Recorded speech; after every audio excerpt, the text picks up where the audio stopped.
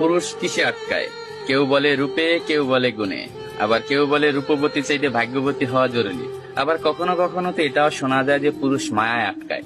আসলে পুরুষ আটকায় কিসে? এক দেশের এক রাজা ছিল।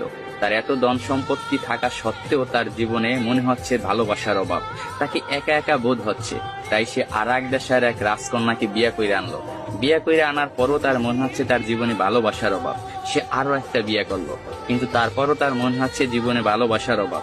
ভালোবাসার অভাব মিটাতে যাইয়ে একটা না, দুইটা না, তিনটা না, সে 9টা দেশের রাজকন্যাকে বিয়ে করলো। তার এখন 9টা বউ। তারপরও তার মনে হচ্ছে জীবনে ভালোবাসার অভাব। এট লাস্ট সে তার প্রধান দাসীর প্রেমে পড়ে গেছে। 9টা বউ থাকা সত্ত্বেও রাজা যখন দাসীর প্রেমে পড়ে গেল, এটা সমাজ মায়া নিল না।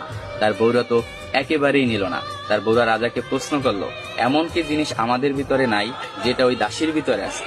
আপনার যদি বউ দরকার হয়, আপনি অন্য কোনো রাজার মেয়েকে বিয়ে করবেন, আপনি দাসীকে কেন বিয়ে করবেন?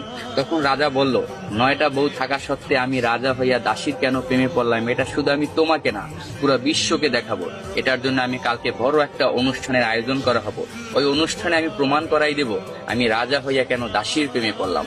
পরের দিনকে একটা বড় অনুষ্ঠানের আয়োজন করা হলো। ওই অনুষ্ঠানে 10টা থালা ছিল। 10টা থালা 10 রকমের সম্পদ দিয়ে ভরপুর ছিল। কোনটায় টাকা, কোনটায় সোনা, রূপা, হীরা, মুক্তা ইত্যাদি ইত্যাদি দিয়ে 10টা থালা ভরপুর করা হয়েছে। 10টা থালা ভরপুর করার পর রাজা সবাইকে বলল, এই 10টা থালায় 10 রকমের সম্পদ আছে। আমার 9 জন বউ এবং আমি যাকে ভালোবাসি আমার দাসী, এই টোটাল 10 জন।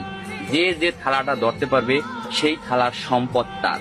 এই কথা শোনার সাথে সাথে তার যে 9টা বউ ছিল দৌড়াইয়া যাইয়া এক একজনে এক একটা থালা ধরলো, কিন্তু তার যে দাসী সে দাঁড়াই ছিল, সে কোনো প্রকার থালা ধরলো না।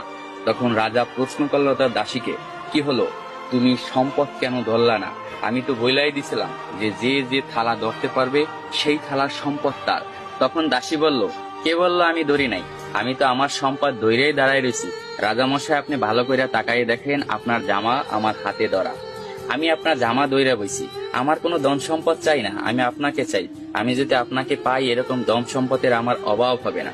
আমি কিছুই চাই না, শুধু আপনাকেই চাই। আমি তাই আপনার জামা দইরা দাঁড়াই রয়েছি। তখন রাজা অর্থ হাসিতে হাইসা পড়লো এবং সবাইকে বলল, দেখো রাজদরবার বাসীরা, তোমরা সবাই দেখো, রাজার 9টা বউ থাকা সত্ত্বেও রাজা কেন দাসীর প্রেমে পড়ছিল। আসলে পুরুষ কখনো টাকা পয়সা, রূপ যৌবনের মায়ায় পড়ে না। পুরুষ আটকে যায় নিঃস্বার্থ ভালোবাসা। পুরুষ তাই নিঃস্বার্থ ভালোবাসা। পুরুষকে যে নিঃস্বার্থ ভালোবাসবে, পুরুষ তারই হবে, শুধুই তার।